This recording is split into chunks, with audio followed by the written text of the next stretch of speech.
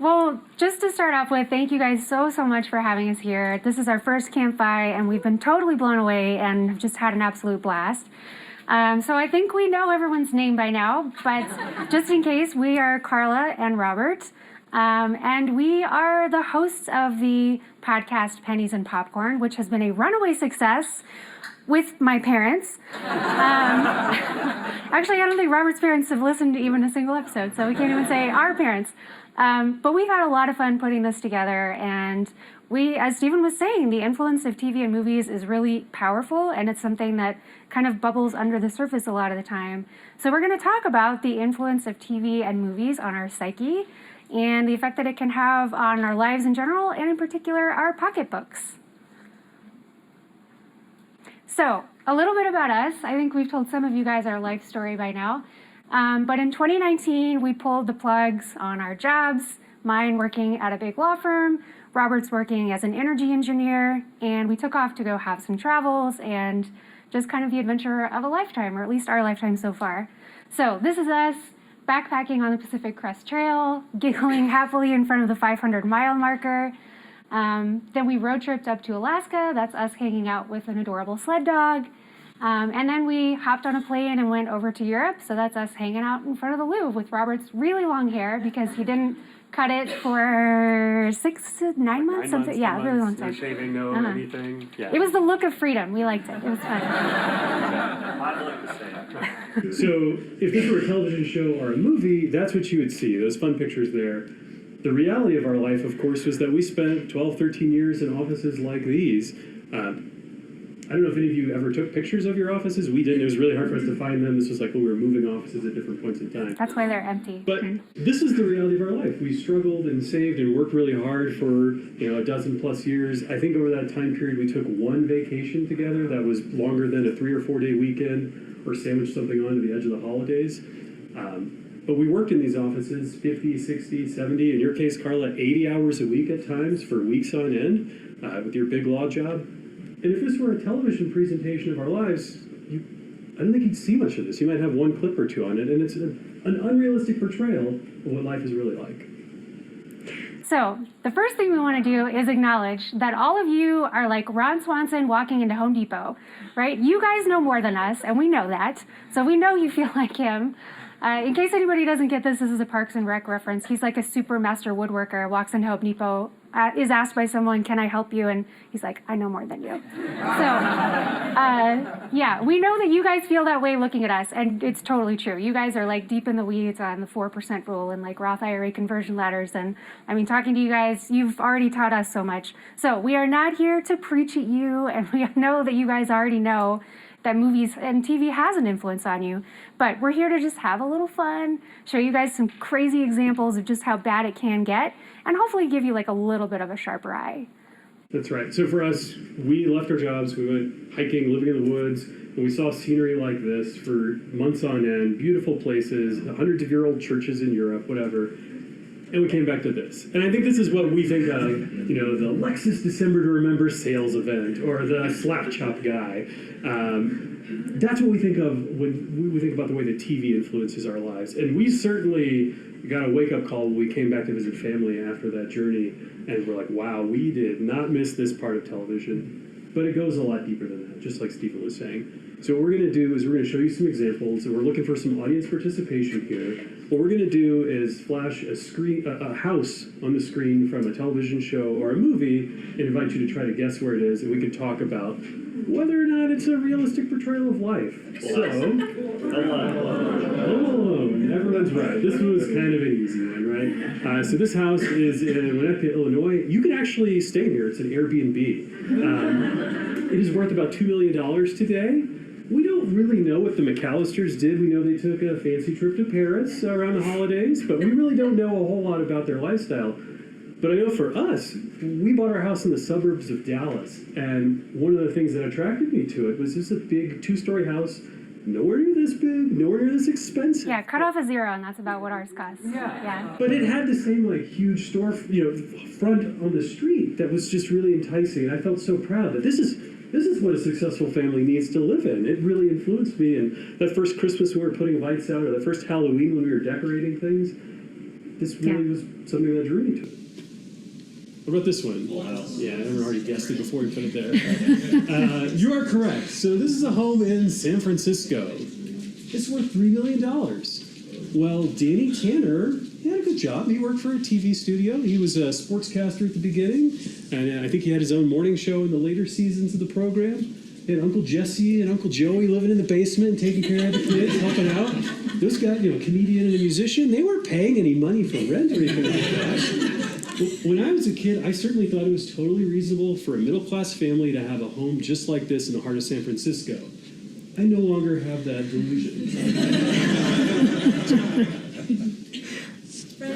Yeah, okay, everybody knows this one, right? So this is like the prototypical example that everybody thinks about when they think about like wildly unrealistic TV portrayals of what people can and can't afford.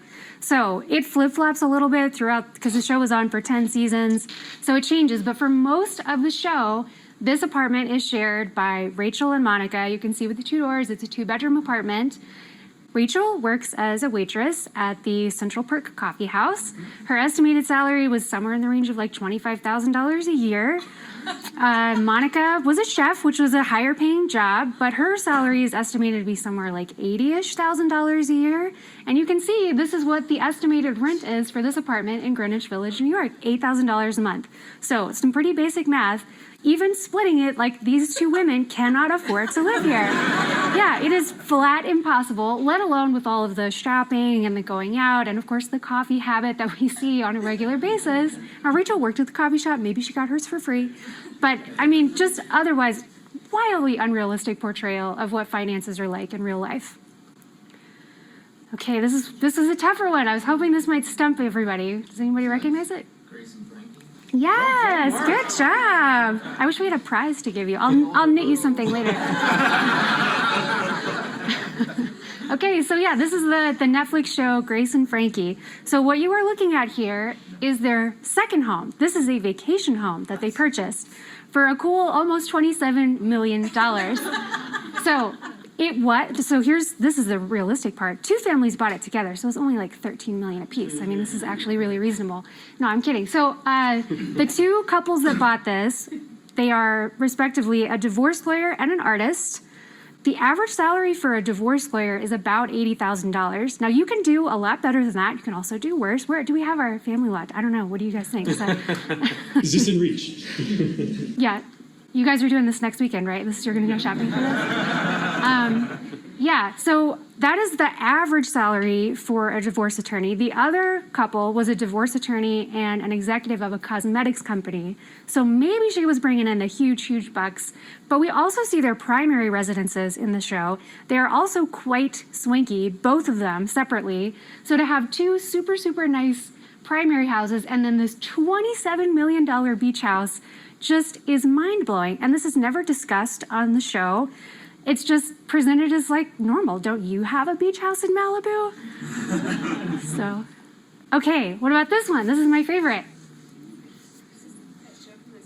The 2 families that mesh up? No, it's not the Brady Bunch. It is not. It is not. It is not our house, but I wanted it to be our house. So, yeah, so this is in a very, very nice part of Dallas where we did not live, but I was working a job at a big law firm, right? And we were influenced by the TV and movies, and this is what lawyers were supposed to do, right? You're supposed to have the nice car, and you're supposed to have the nice house. And we were living in the Home Alone house, as Robert liked to think of it, but it was not the Home Alone house. It was in a kind of funky area of town. It was the kind of place where you'd be like, do I tell my coworkers where I live? They're not going to be impressed. They're going to think it's weird. So I really wanted us to buy this house. Now, it was not $1.1 million at the time I was pushing for it. It has appreciated a lot. But still, it was very, very expensive at the time that I was really wanting us to buy this house. Yeah, I think it was 2011. It was before we discovered Fi. And thank goodness we were just frugal cheapos who decided on our own not to go throw our money after this, because I think it would have set us down a really dangerous path. It would have been hard for us to unwind that lifestyle if we really got into it.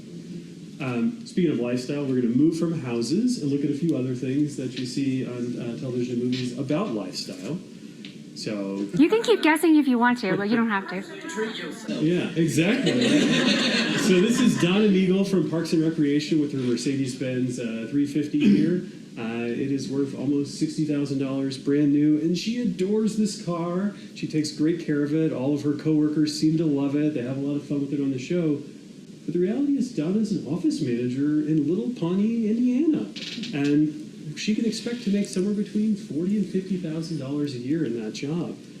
I see so many people coming out of school that buy a brand new expensive car that costs a huge percentage of their salary. This is a year and change worth of her salary, and it's completely ridiculous, but it's presented as completely normal on television and supported by the people around them. Okay, anybody recognize this one? Yeah. So this is like a pretty big show recently on Netflix, The Lincoln Lawyer. It's called that because he's the lawyer who drives Lincolns. It's a very literal show. It was highly recommended to us. I would not highly recommend it back to anybody. It's wildly unrealistic and not just about money stuff.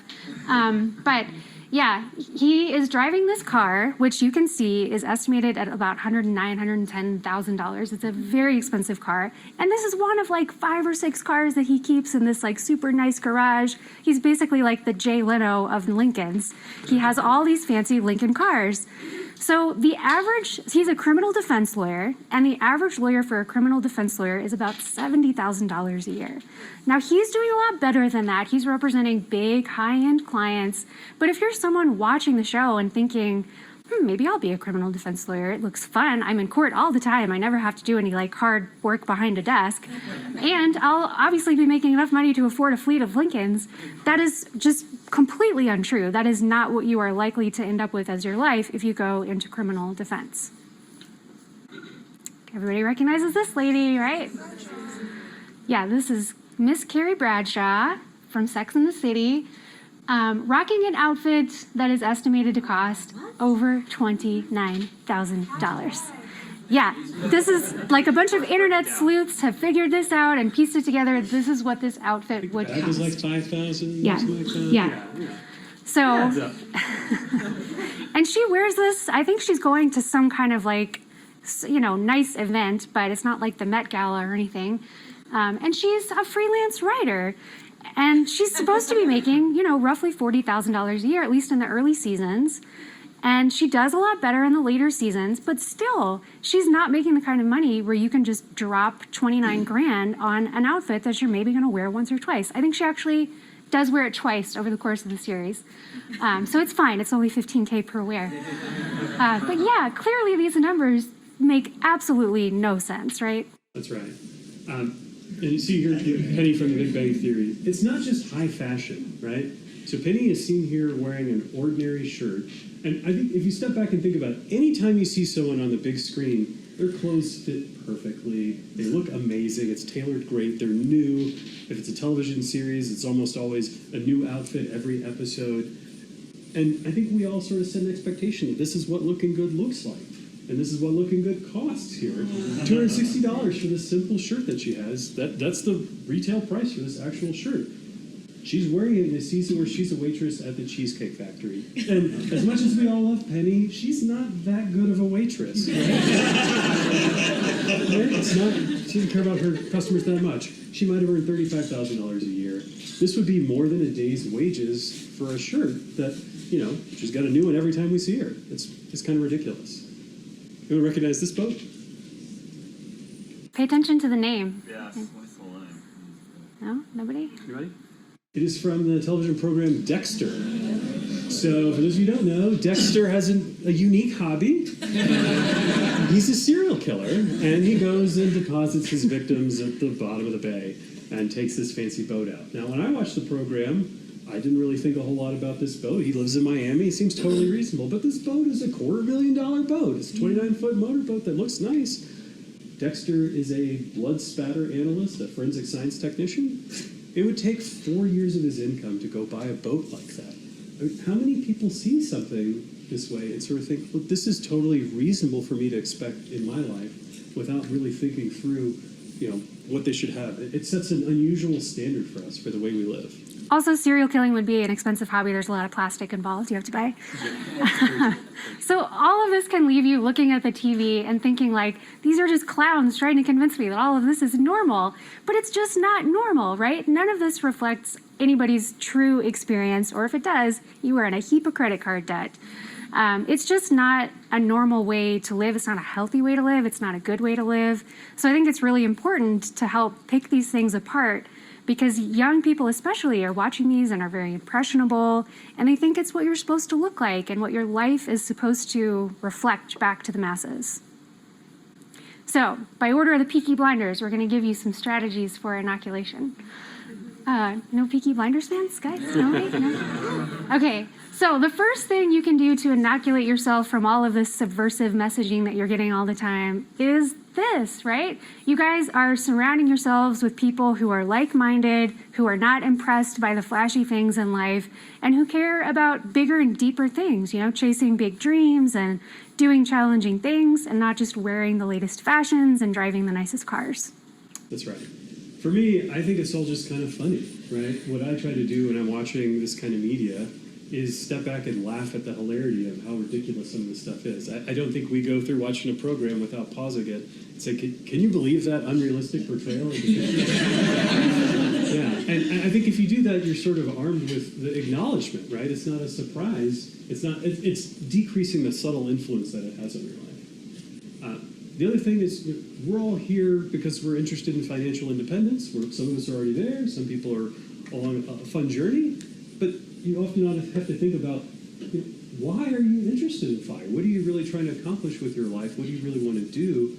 And whenever you're making a big purchase or making big decisions or strategic pathways, taking the time to pause and consider your own personal why of FI is a really helpful exercise. FI is something that we don't see on TV or movies very frequently, right? It doesn't show up on the blockbuster lists very often. When it does, it maybe looks something like this, like the Bluth family, where, outside of George Michael at the banana stand, nobody really wants to work, right? Everyone's just kind of lazy and afraid to do anything. Or it looks something like the Roy family from Succession, where you have a big business mogul family with the dad who runs this company, and you've got siblings who are fighting to take over the company in the future. But you've got the older brother, Connor Roy, who has never done anything in his life. He's so delusional. He thinks he's going to be president of the United States, and he's qualified because he's a member of this elite, wealthy family. But he's clearly financially independent. I'm not sure that this is the portrayal that any of us would like to see for 5 people on the big screen. So kind of on the other end of the spectrum, you have people who are presented as just like bums or trying to mooch off of their friends and get a freebie wherever they can, whether their friends want to give it to them or not. So we have Kramer like rooting around in Jerry's refrigerator, taking his food from him, stealing his hot water, I think, in one episode. I mean, we never get any explanation for how he's able to not work, but he never does have a job. And it's just this, like, no one wants to be Kramer, right? He's not a good role model for us to see on TV. Or this guy, right? This is the dude from The Big Lebowski, and he's just the absolute ultimate slacker in life. Again, he seems to be kind of struggling financially, and he doesn't seem to be motivated to do anything about it. He just sits around drinking White Russians all day. So I think when we were chasing financial independence, we kind of had this fear of like, this is what our families are seeing. Like, this is who they think we want to be. And it's not at all. Yeah, so we want to talk a little bit about our own FI reality. We took the opportunity to leave Dallas, a place that wasn't really working for us, and move closer to the mountains. So you can see here in the upper right, me on a backpacking trip on a random weekend with our dog just a few hours from our house, right? We had the opportunity to go do that. We chose where we live based on the things we really wanted to be able to do. We started our silly little Pennies and Popcorn podcast. If you haven't listened to it, I'm sure you can tell by this presentation that it's not the most serious podcast out there, but we have a lot of fun with it. I really wanted to get involved with my local community, so when we moved to Longmont, I joined the city's Sustainability Advisory Board, something I never really found time to get involved with back when we lived in Dallas. I get to help advise the city council and city staff on matters relating to sustainability and take care of a passion of mine and be really involved in the local community. And I realize that I'm definitely in the minority in this room, but I missed my job. I really liked what I got to do every day. I'm an energy engineer, and I get to go help make buildings be more efficient and improve schools and help underfunded entities make a difference. And I'm really passionate about it. And so there's a picture of me with some of my coworkers at a student engagement event we did in Colorado Springs a few months ago. I was recently interviewing for a slightly different role inside my team, and the director who was interviewing me asked me some question. I start off with my answer with, I'm here because I want to be here. And I think he interpreted that as me saying, I haven't gone to go work for a competitor and chase more money because I really believe in our particular team. And while that is a true statement, there's a lot more behind that. I felt really empowered to go back to this job and do it the way that I want to do it, and I don't really feel beholden to anybody for anything. And it gives me such a place of confidence to do it the way that I want it to. And if that ever changes, well, maybe I can go experience Phi more like the way Carla does. So I have not gone back to a traditional job, but my life is full of new challenges and just like happy, joyful things. So cutest dog on planet Earth. Sorry to any dog owners, but ours wins. That's our dog, Miles. I go for a super long walk with that little guy every single day. I've taken up a new hobby of knitting. Made this shirt. Super obsessed with it. Also brought knitting stuff if anybody wants to learn this afternoon. I have a Spanish group. We've been reading books in Spanish. Right now we're working on Charlie and the Chocolate Factory in Espanol. And I did sort of go back to work. So I didn't completely flush my law degree down the toilet. I have a little baby law practice with one other lawyer and one paralegal, and we do immigration work, which is completely different than what I did before. But it's really fun, and I get to help people and see the effects of the work that we do will last for generations. People that get to come here and their kids get to stay here. It's incredibly rewarding. And then I got through my work as an immigration attorney. This is my law partner and I, with a couple other volunteers at a military base where we worked with about 50,000 Afghan refugees who had just come to the United States. And I had a chance to just talk with a lot of them and help them understand the American immigration system and hopefully find a way to stay here more permanently. It was incredibly rewarding and something I never, ever would have had the chance to do if I had still been working at my big law job. We have a garden. That's me holding a giant zucchini. By the way, they're not supposed to get that big. They're real mealy if they do, so cut them off sooner. Right. Yeah. But it's a fun picture. Piano is something that I completely love. I took lessons from ages like 4 through 19, and then I just kind of fell off the wagon and went, law school, working. But I've gone back to that and spent lots and lots of time doing that. And I also teach a couple of students, which has been really fun and rewarding. And then I do a little bit of behind-the-scenes work with Carl and Doug on their Mile High Phi podcast, which is what led us to starting the Pennies and Popcorn podcast. So I just have so many fun things going on, and I'm definitely not sitting around drinking White Russians all day. Exactly. So TV and movies are maybe not a real-life portrayal of regular life or Phi life either, but that's our presentation. So as David S. Pumpkins would ask, any questions?